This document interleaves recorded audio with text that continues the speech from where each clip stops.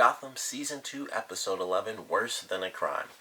Honestly, I could not believe that Jim actually killed somebody. Well, I couldn't believe that he actually killed Galavan by the end of this episode, but I certainly loved it. I think this was a great mid-season finale. It was actually really fun to watch. Some really funny stuff too. Alfred kind of had a messed up first half of this episode. He's like, he's in a locked in a thrown away freezer when more trash gets dumped on him. He pops his hand up like freaking zombie out of a grave or something, and then he's trying to get people like, hey, and he tries to GTA a guy, which I thought was hilarious, and then he gets tased straight in the face. Those cops also showed up, zero sound whatsoever, and I thought that was really funny. And it's like, boom, right in the face, he's done for. But it was a really fun episode. I really loved this one because it was that ultimate push. That was really the big question. It was like, is Jim actually going to kill someone? And they had the scene, and I mentioned this before. I was like, it's in the trailer, so it doesn't really mean anything, and you never really know. He could be aiming at anything. But it did actually turn out to be Galavan, and that's probably the point, because they know people are going to kind of take trailers or promos with a grain of salt. Like, it could be, but at the same time, like we heard Bruce say, like, he loves Silver, but we obviously, when we watched that scene, yes, it was a fluent sentence, but he was clearly lying, and he did it because he was just a good guy, so he was trying to help Silver not get either cast out or killed. So, out of context, you never really know, but that really was the scene, and he put a bullet straight in Galavan's head.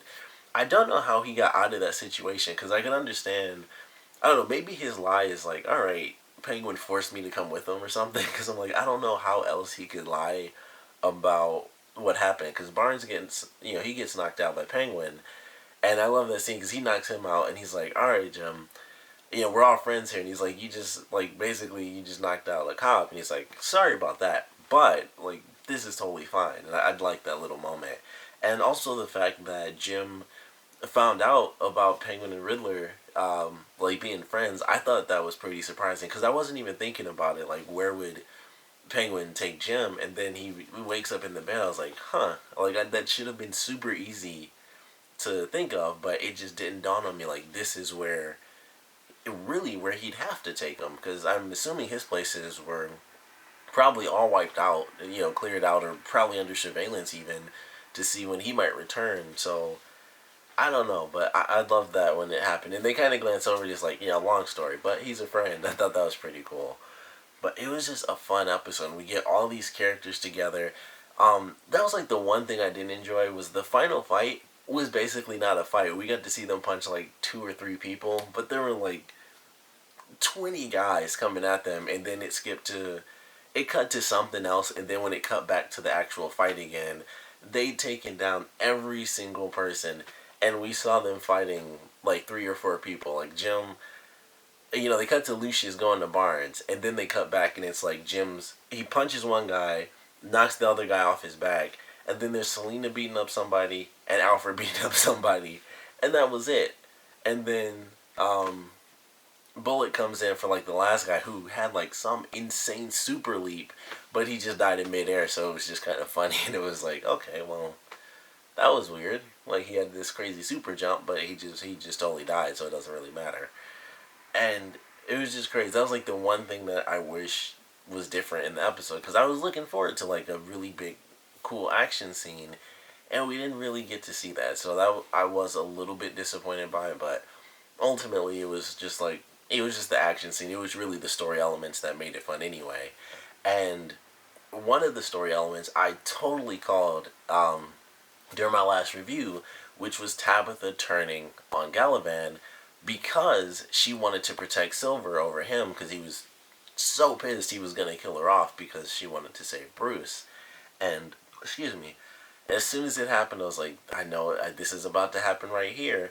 She knocks him out. They take the parachutes. I love how she pushed Silver out the window. I love that scene. And she like kicked Galavan in the face. He's like, oh, like, she's like, I don't know you anymore. He's like, oh, that's so cliche. And then she just kicked him straight in the face. I was like, well, that's not cliche. I don't see people do that too often. So he's stuck, by himself. And she's like, I got to look out for, number one.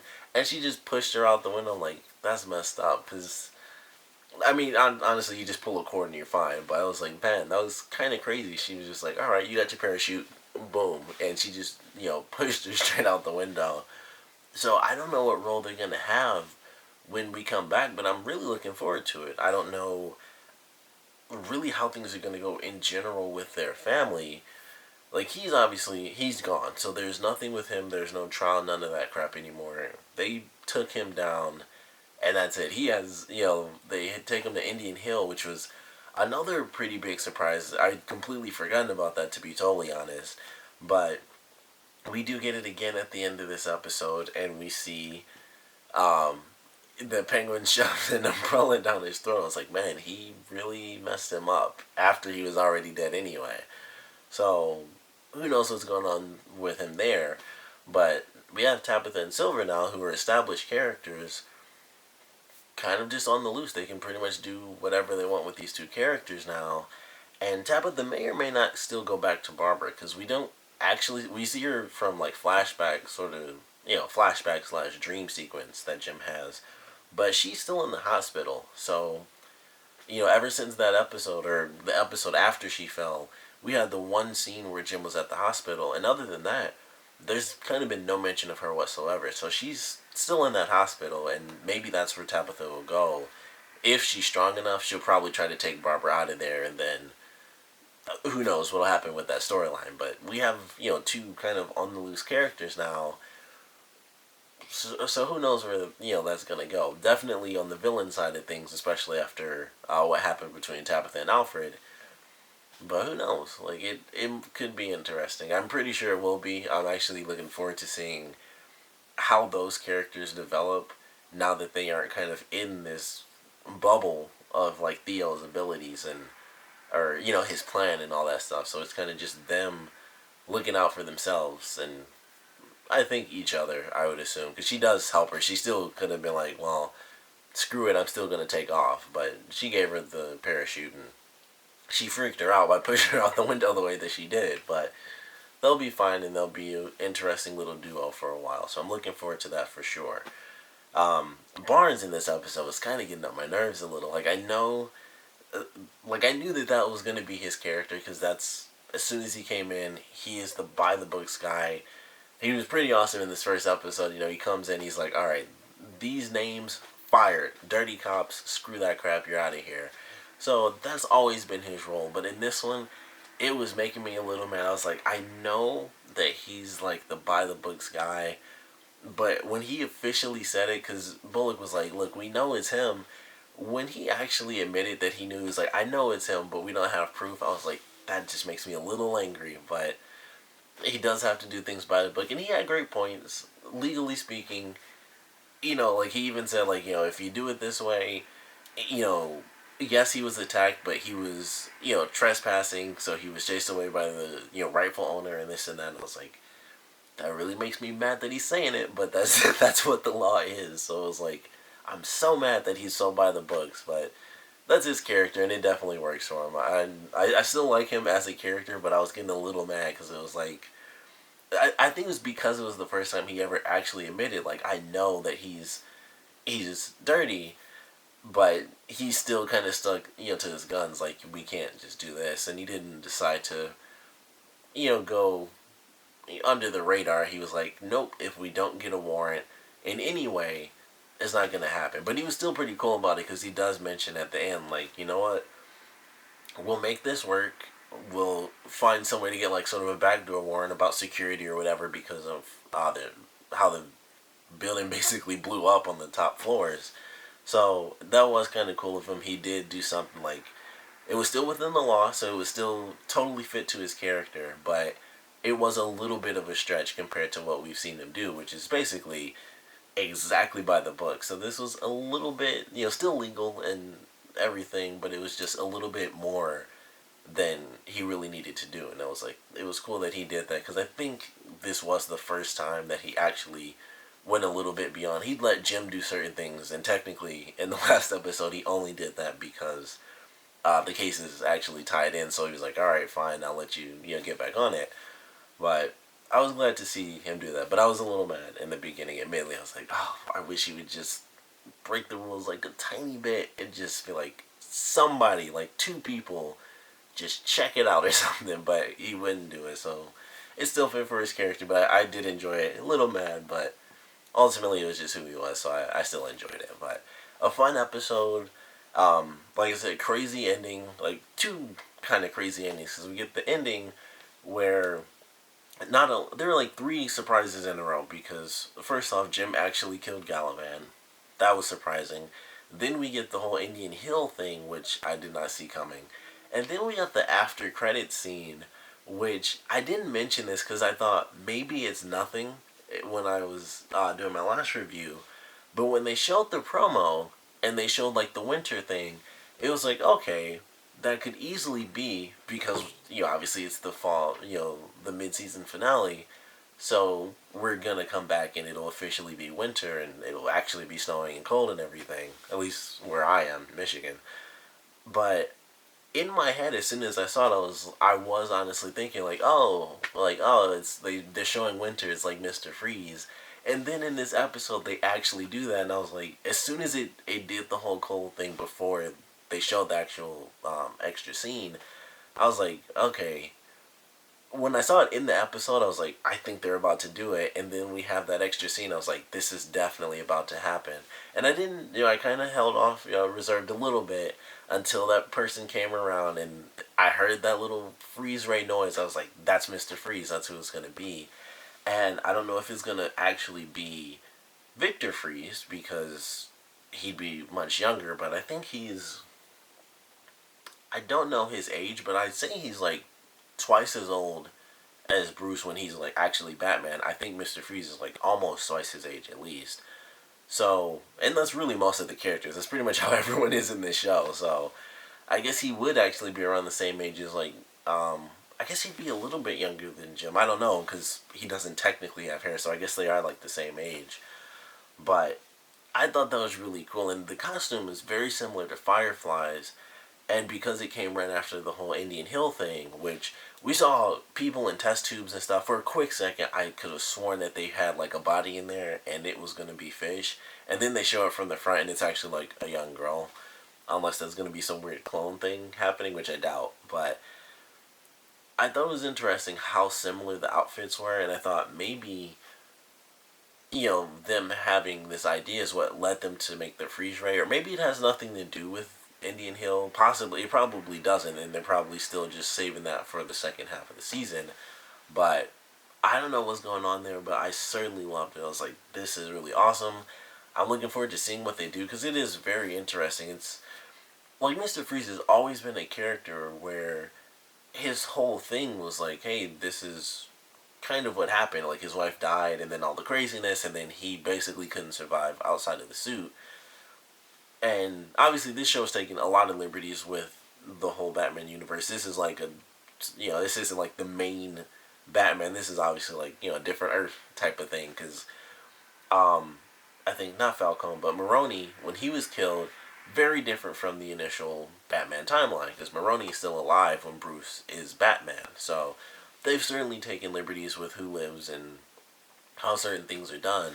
So they could easily change the backstory for the character. I don't know if they will, or maybe this won't even be, Victor Freeze. Kind of like Jerome wasn't actually the Joker. He was just a crazy character like the Joker, and they kind of the way they played that where he, would end up being the inspiration for the Joker.